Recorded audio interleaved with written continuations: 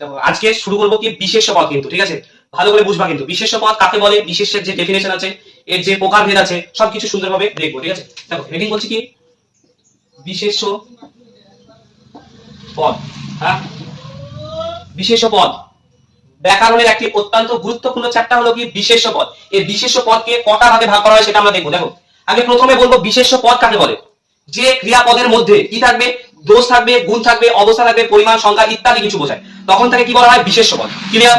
আরেকবার বলছি, যে ক্রিয়াপদের মধ্যে বাক্যের যে ক্রিয়াপদের মধ্যে দোষ, গুণ, অবস্থা, পরিমাণ, সংখ্যা ইত্যাদি বোঝায়, তখন তাকে বিশেষ্য পদ বলা হয়। ওকে, দেখো বিশেষ্য পদকে মেনলি আমরা ছটা ভাগে ভাগ করি। কটা ভাগে? ছটা ভাগে। দেখো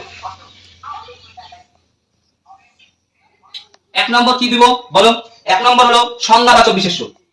সংজ্ঞা, সংজ্ঞাবাচক, সংজ্ঞাবাচক, বাচক দিলাম, বিশেষ্য বিশেষ্য লিখছি না, আগে দেখো সংজ্ঞাবাচক। দুই নম্বর কি ভাই? সংজ্ঞাবাচক। দুই নম্বর হলো বস্তুবাচক বিশেষ্য। কি ভাই? বস্তুবাচক, বস্তুবাচক বিশেষ্য। হ্যাঁ। তিন নম্বর কি ভাই? জাতিবাচক বিশেষ্য, জাতিবাচক, বাচক। চার নম্বর কি আছে বলো? সংজ্ঞাবাচক, বস্তুবাচক, জাতিবাচক, তারপরে কি আছে বলো? বলতে পারবে না? গুণবাচক বিশেষ্য। ওকে, গুণবাচক বিশেষ্য, তাই না? গুণ, গুণবাচক। ক্লিয়ার? তিনটে হলো। চারটে কি আছে বলো? জাতি পরে গুণবাচক, তারপরে হলো ক্রিয়াবাচক বিশেষ্য, তাই না? ক্রিয়াবাচক।